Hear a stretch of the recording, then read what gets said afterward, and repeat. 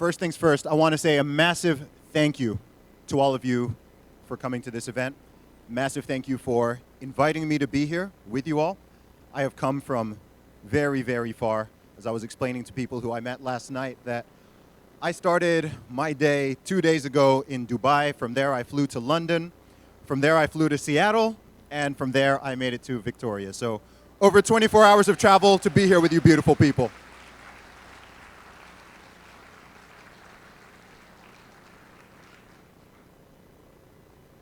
After the last few years that we have all lived through, and all of the assaults on our most basic rights and freedoms and liberties, I can't tell you just how happy it makes me feel to see all of you, to see human faces again, to see people congregating, to see everyone's smiles. One of the worst aspects for me of 2020 to 2022 was people's smiles being taken away. Everyone's smiles being covered up, not seeing people's faces. It's hard to put a value on all these things. We're living in this strange time where if there isn't a study for something or you can't exactly quantify it, then people don't think that that's important. And that is so far from the truth. Human connection is so important. When I look into this room, I don't just see people, I don't just see smiles, I see a lot of beautiful souls. And I think that there's something very magical that is happening right now all over the globe, which is bringing people together from all across the world, people who care about freedom, people who care about human dignity, people who care about equality in the true sense. And that's what unites all these people together. So I know you've all got your own stories. I've seen what's been happening in Canada and other places and my home country of the UK over the last couple of years, and it's been absolutely crazy. I did an event in Australia back in 2022 after they'd finally opened back up and it was legal for me to travel there. And when I was talking to the audience just like this, I mean, you could still just see and sense that you could just tell people had been traumatized. And I get the same feeling being here in Canada. Some places were more aggressive, shall we say, in the approach than others. And I was there watching from a distance. I mean, I had a tweet go viral where I just said "Free Canada." And millions of people saw it and were sharing it, and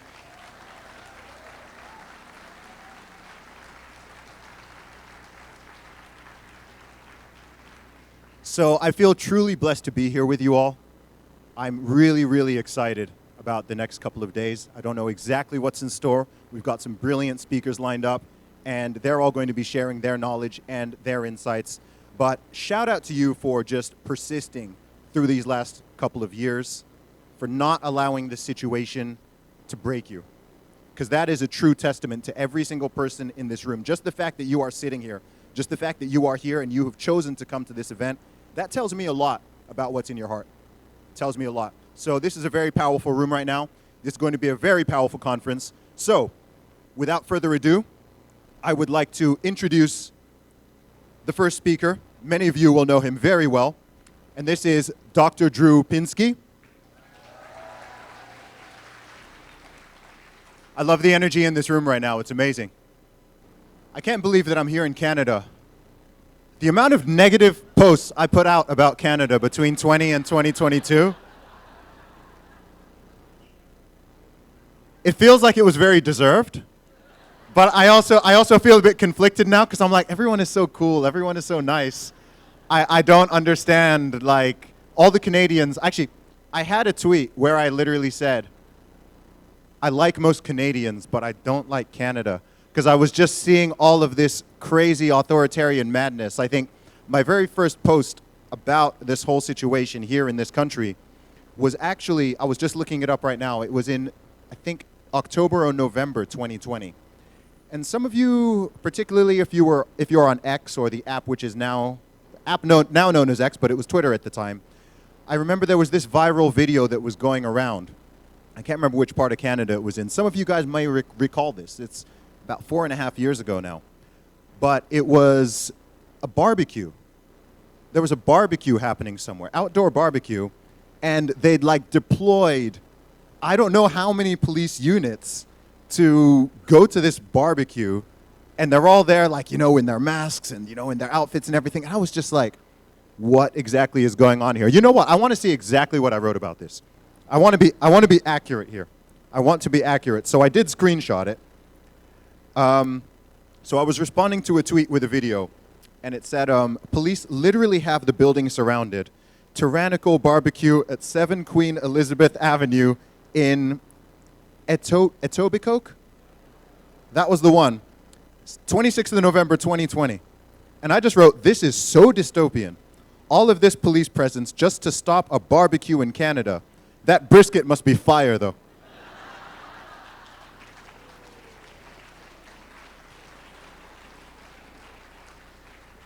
So we've come a long way. And in between each of these speakers, though, what I did want to do is I wanted to reflect on something that I wrote at this point. I can't believe it was 3 years ago. Am I the only one who feels like the last few years have just, like they've just kind of whizzed by? It's very weird to think that all of this stuff kicked off over 4 years ago now. So some of you may have seen, I had a thread that I wrote online. It turned into an article and multiple interviews and speeches, which was just called 20 Things I Learned About Humanity or Had Confirmed During the Pandemic. It was seen by many, many millions of people. So I'm going to go through each of these points. There's 20 of them. I'm going to go, I think I'll do 10 today and 10 tomorrow. But the very first point I made on this list, which was seen by millions of people, is that most people would rather be in the majority than be right. So considering I'm here, I've heard what your prime minister was saying about you all. So I'm a little bit nervous because I've heard that this is the what was it? It was the unacceptable fringe minority. So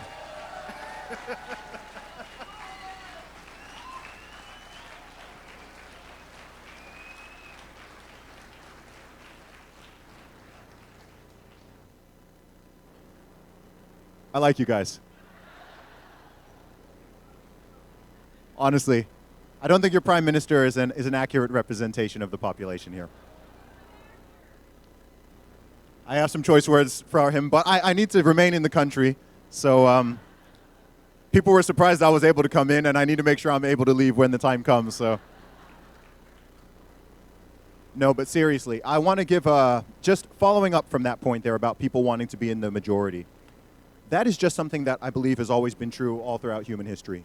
When you look at all sorts of situations and incidents that have happened, particularly in the 20th century, if you want some very obvious examples, I'm sure, like myself, many of you have thought, over the course of your lifetimes, how did this happen? How did they let it go so far? Why didn't anyone speak up? Why didn't anyone stand up? Why didn't anyone do something? And I think that over the last few years, we have all lived through a version of this psychologically. And so the story there, I mean, you already know what it is, but the point is that the majority is not always correct. I don't believe in always being a contrarian and going against the majority and everything just because you want to be contrarian. I think that that is just as foolish as running along with the majority, even if the majority is not making sense. So I don't need to tell you in this room, this is a room full of critical thinkers just by definition. And so continue to do that, but I think there's been a grand awakening which has happened in the world.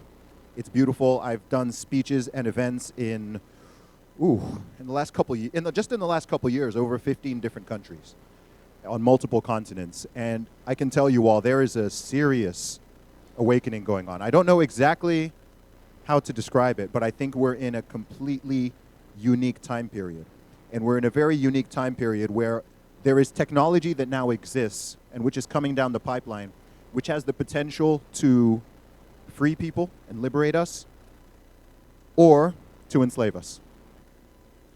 And so I don't know what the weirdos are planning in Davos or, the WEF and the... I don't call these people the elites, by the way. If I can give you all a suggestion, stop calling these people the elites.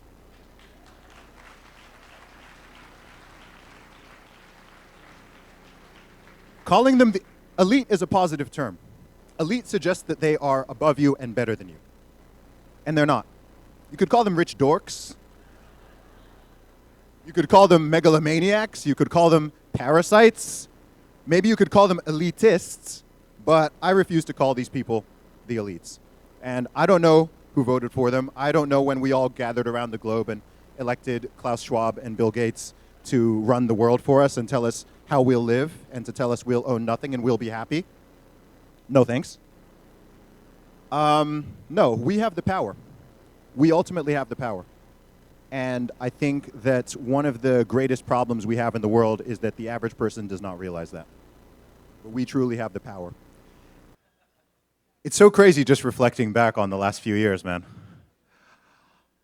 I was talking to I'll just call him Jay. I was talking to Jay on the way over here, and I was saying that something that I've observed, particularly over the last 2 years, is that we really still haven't recovered from that whole situation. It's like there's an open loop because there was never any proper resolution. There has not been any accountability, responsibility, even a true and proper acknowledgement, as far as I'm aware, in any country of what actually transpired during that time period. From 2020 all the way through to 2022, sometimes even into 2023, it seems like when Vladimir Putin invaded Ukraine, he ended COVID. Do you guys remember that time? It was like that. It was instant. The media just completely stopped reporting on it. All the, this many people died, this many cases, it just ended. And that was that. And everyone just suddenly has been acting like, oh, no, none of that ever happened. I didn't say those things. I didn't do those things. No, I didn't shun my friends and my family and disinvite people from Christmas and scream at people for not covering their faces and yell. Gosh, I want you know what? Put your hands up if... Okay, I want to ask you a couple questions. Did anyone in this room have a relationship damage? Friends, family, anything? Oh, wow. Okay. I've asked that question in, I think, 8 different countries, and I think every hand has gone up everywhere. This is what I mean. So there's just this open loop here, and I think that what is sad and unfortunate about it is I personally believe that that time period has permanently changed humanity to some degree. In multiple ways. Because you have the group of people who fully went on with everything and they thought that it was all justified and, they're affected in one way. I mean, you still walk around, you still see, there's still millions of people wearing masks every single day, right? They are traumatized, okay? But then there are also the people who were like, nope, I'm not wearing a mask. Nope, I'm not doing this lockdown. Nope. People who faced all different types of discrimination, persecution, personal, professional. The amount of people I've met who lost their jobs or who had to close their businesses and they weren't able to reopen, I don't even know the statistics, but there are billions of people around this world who have been affected by this and who have not totally recovered. Even someone like myself, I think I'm I pride myself on being one of the most positive and optimistic people that exists. And I'm affected by it. So if I'm feeling that way, I just wonder what's sort of bubbling underneath that surface. So I do my best not to be angry and hostile and resentful, but I haven't forgotten. I have not forgotten. So I want to remind you all of, well, you haven't all heard it to begin with, but the second point in that list I made of the 20 things I've learned about humanity is that at least 20% of the population has very strong authoritarian tendencies that will arise under the right circumstances. And we've all witnessed that. We've all seen that.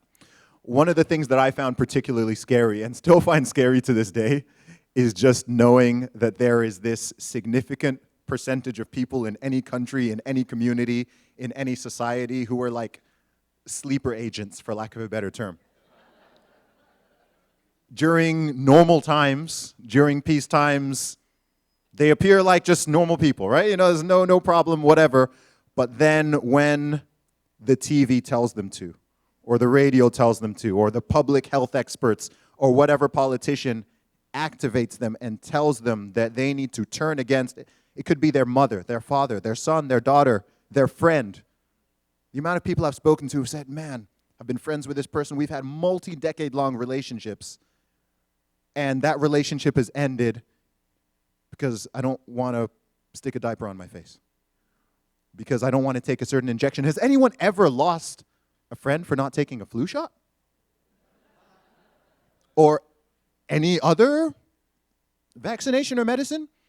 So people got completely psyoped. This is something completely brand new. Vaccination is not brand new, but the idea that you're supposed to separate and segregate society and judge people and discriminate against people and segregate people over whether or not they took a jab is completely insane.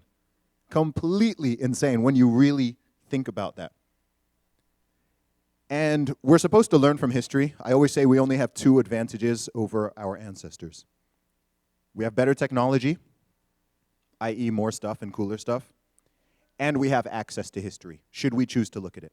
Those are the only two advantages we really have. We are not better or greater than our grandparents or great-grandparents or however far back you go. Human beings have not fundamentally changed. So we're prone to the same virtues, the same potential vices, the same emotionality, and the same cognitive flaws. So that's something we always need to be aware of collectively and individually. Yeah, because we don't want to do this again. People said never again, and then they did it again. So let's really not do it again. Let's really not do it again. The power of humor is so underrated. And that is something that I think it's important to highlight, because whether it's in the real world or it's online, when the world is being stupid, we all get frustrated, and you want to be angry, and you want to lash out, and you want to rant and rave and vent. And there's a time and there's a place for that, where it can be constructive. But I have found throughout the course of my career and all the different aspects of my career that if you can always maintain your smile and your sense of humor, especially when confronted with the absolute absurdities that we are dealing with in this world, then it helps to keep you sane, and it helps to keep other people sane. Yeah, for sure. I say this as the standing British women's deadlift record holder. So I know about that. Point number 6 on my list of 20 is very relevant to what he was just saying there. And that is that many politicians and large corporations will gladly sacrifice human lives if it's conducive to their political and financial aspirations.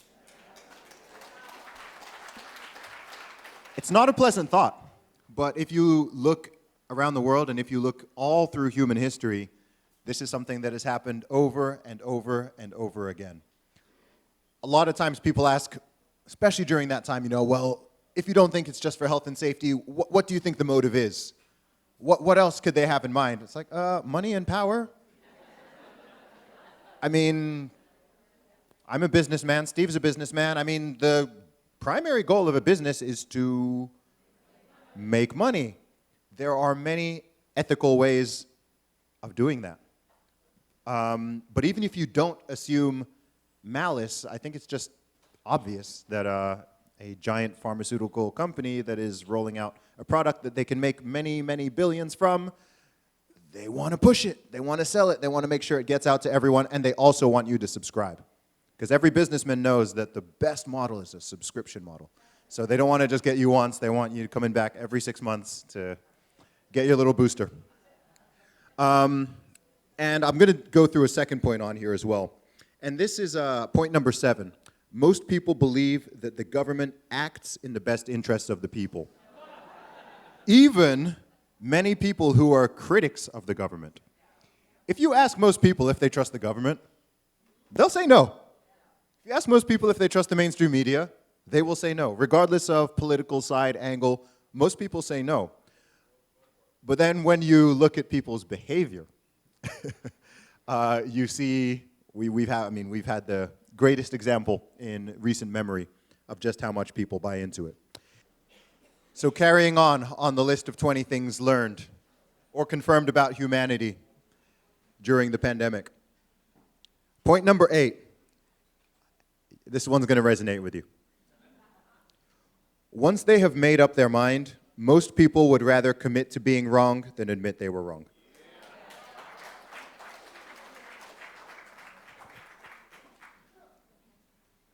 And we're all capable of doing that. So it's a cognitive flaw that it's good to always be aware of.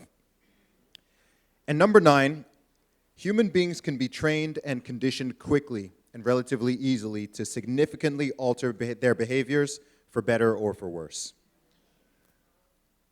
Most of us do the same thing most days, right? That's what habits are. One of the things that struck me when this all started to kick off in 2020 was how quickly people just fell in line and completely changed the way that they had been living for the past however many decades of their life that they'd been living prior to that. You guys remember 2 weeks to slow the spread, 2 weeks to flatten the curve? When that whole thing kicked off, I was just like, guys, there's no way this is going to be 2 weeks. This doesn't make sense.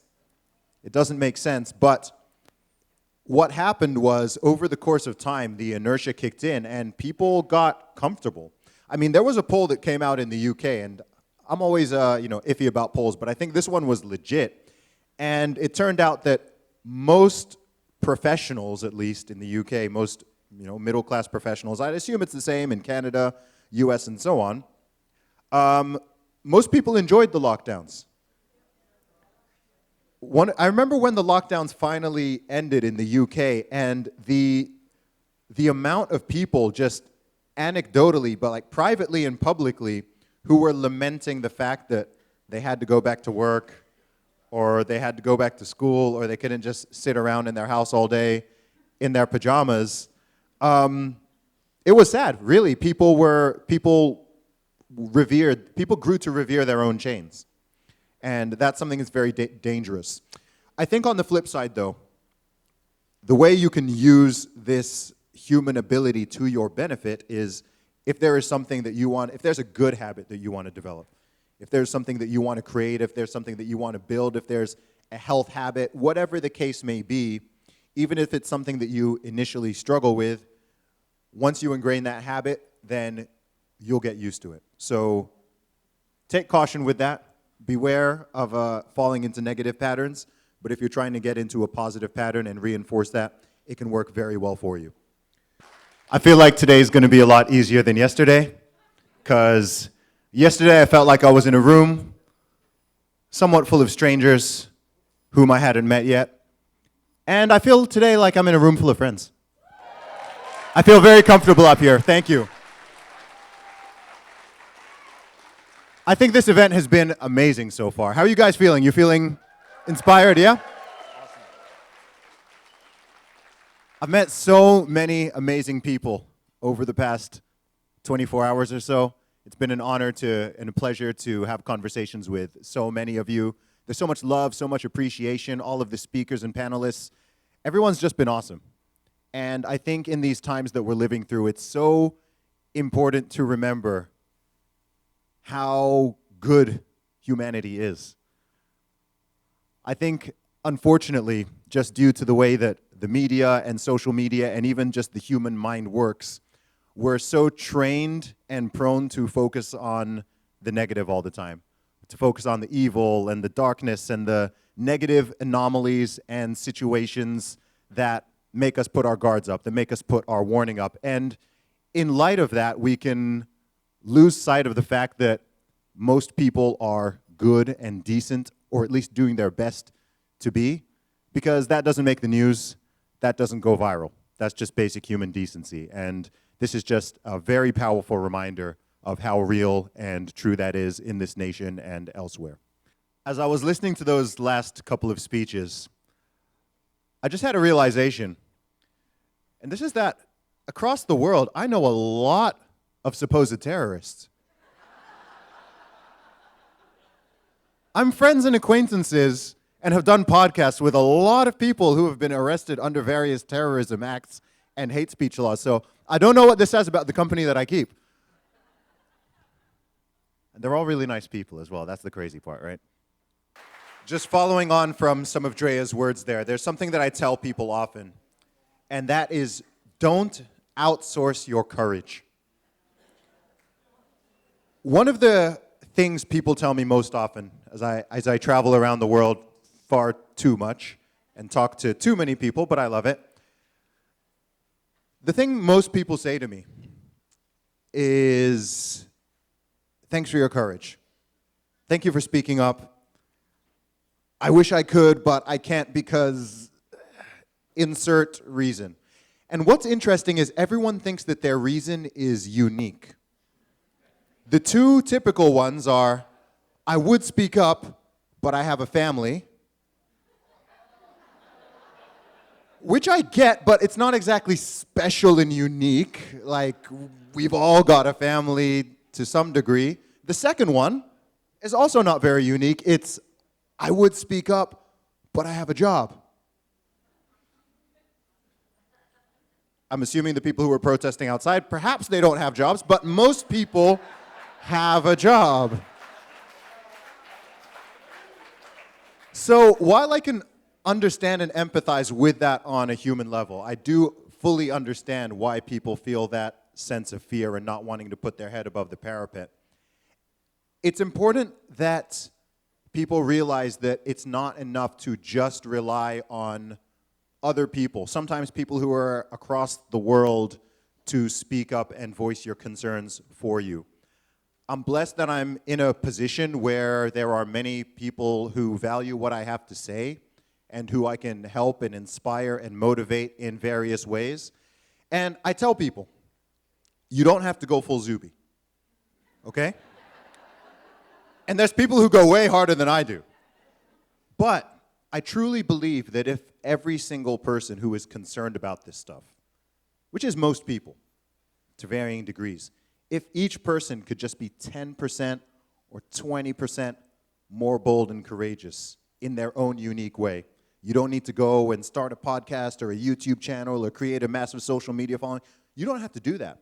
Just in your everyday life, if each person can just be a little bit, just that extra 20% more bold, courageous, when you are being faced with some type of nonsense or some type of authoritarian threat, then I think that is really how we fundamentally change our countries. Because people, like I said before, people worry about what the globalists are up to or what's happening in Justin Trudeau's cabinet or Joe Biden or the Tories or Labour in the UK, whatever it is. These people are like 0% of the population. For every one of these individuals, there are thousands upon thousands of normal, decent people.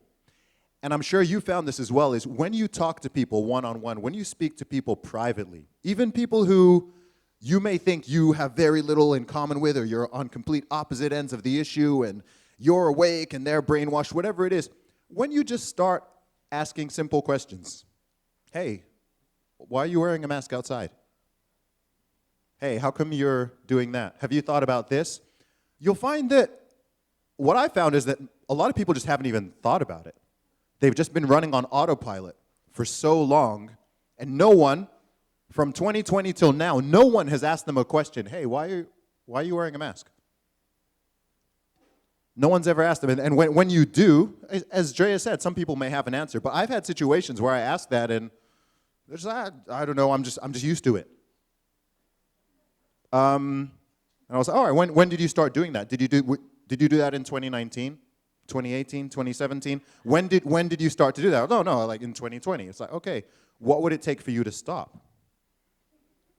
And you see the wheels turning. And I think it's important to, Drea made another really fantastic point, which is the importance of leading with kindness.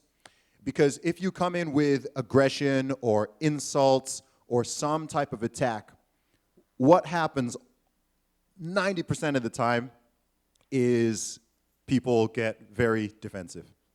People get defensive, people respond in kind, they also get insulting, if you approach them with aggression, they respond with aggression.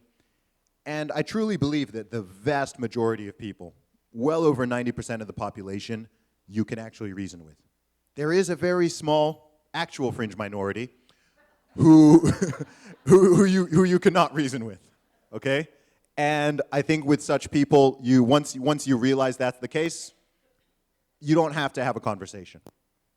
But with the vast majority of people, if you just ask these questions, at a minimum, you'll plant a seed in their head, and you'll also be able to understand their position. Even if the reason they give doesn't make sense or their line of thinking doesn't totally follow, at least on your side you can gain that empathy where you can reach that position. It's like, okay, we've reached different conclusions on this, here's where we differ, but I can at least understand where you're coming from, even if, they may think your position is crazy, you may think their position is crazy, but at least there's not the animosity and the hatred and the confusion anymore. So before we go to the next panel, I'm just going to give point number 10 on my list of things that I learned during the pandemic. And this is another important one. Number 10 is, when sufficiently frightened, most people will not only accept authoritarianism, but they will demand it. They will demand it. And we've seen this play out. So this is another reason why it's so important to keep your fear in check. To make sure I stay on track, I'm just going to very quickly share a couple more points from my list of 20 things learned about humanity during the pandemic.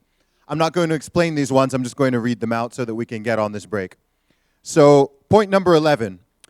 People who are dismissed as conspiracy theorists are often well-researched and simply ahead of the mainstream narrative. I've personally run out of all my conspiracy theories because they're all just called facts now. Number 12. Most people value safety and security more than freedom and liberty, even if said safety is merely an illusion.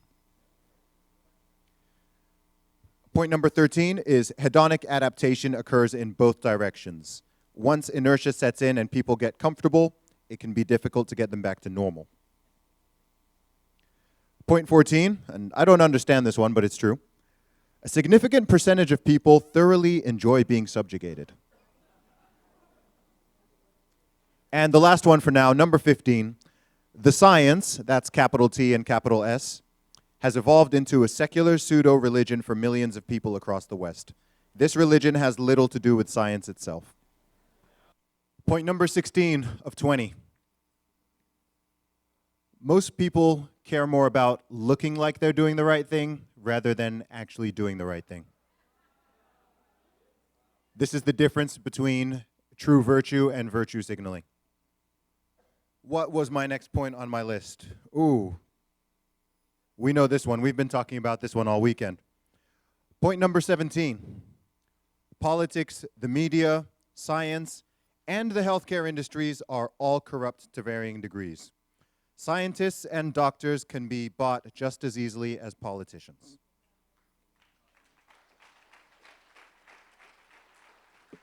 That's why you always have to be careful when you're hearing about the experts and the studies. You've always got to ask some questions.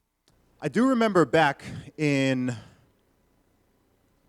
2021, 2022, seeing all the madness that was going on in this country. And one of the things that is there are a lot of things that are just upsetting and rage-inducing that happened back during that COVID era. But one of the things that bothered me most and bothers me to this day, and I think it's just been compounded by seeing some of the imagery and videos and hearing some people speak and just kind of going through it again and hearing all of these secondhand stories, is just the fact that they made being normal illegal.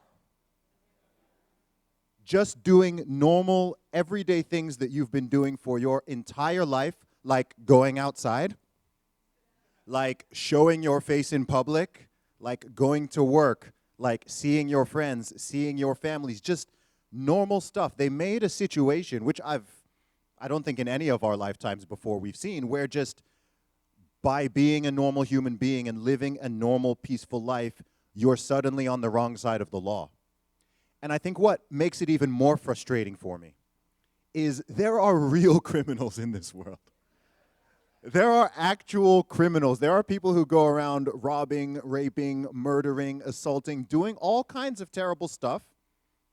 Some of them are in the government, I know.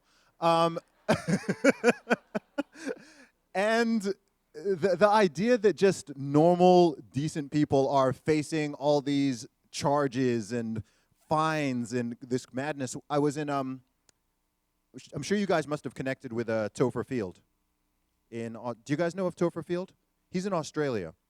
So he was one of the main people in Australia who was leading some of the protests out there. So I met with him when I was in Melbourne in 2022. He did a documentary called Battleground Melbourne. So there's some really interesting parallels between all these things that have happened in these different countries. And he's in a very similar situation.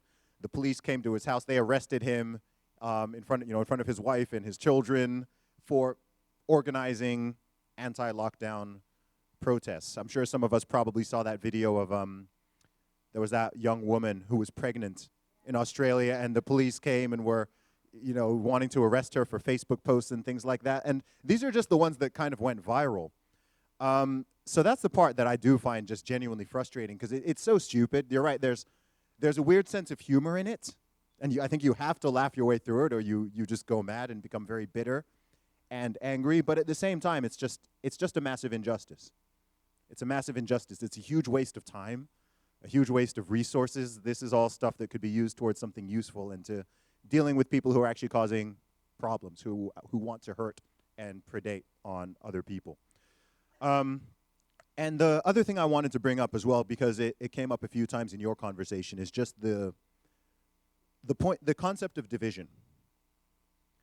And that is something that has always, as far as I can see, it's always been a weapon that is used by humanity against humanity along all different kinds of lines. It could be across geographical borders, races, ethnicities, genders, religious beliefs, ideological beliefs.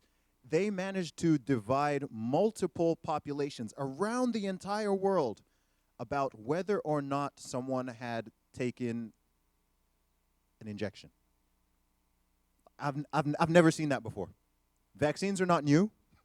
Vaccines have existed for far longer than I've been alive. But this whole concept that you can divide any population, the UK, Canada, USA, whatever, we're just going to split the population, vaccinated versus unvaccinated, and we're now going to turn these sides against each other. Insanity. It shouldn't even work. If we were a more logical species, everyone would have just been like, no, that's dumb, right? I'm not abandoning my brothers and sisters and neighbors and friends and countrymen and people who have been good to me because they did or they didn't take a shot. And if the shot works, why'd you care anyway? Right? None of it makes sense. The more you think about it, the more you're just like, this is complete insanity. Make logic great again, yes. So on that note, I'm coming towards the end of my 20 points, but I think this one is very apt given what you guys just talked about and what you've been involved in. So this is point number 18 of things I learned during the pandemic, and this is that if you make people comfortable enough, they will not revolt. You can keep millions of people docile as you strip away their rights if you give them money, food, and entertainment. I believe the Roman poet Juvenal said this way, way, way back before I did, when he talked about bread and circuses. Panem e circus, something like that, I think in the, what was it? Yes, there we go.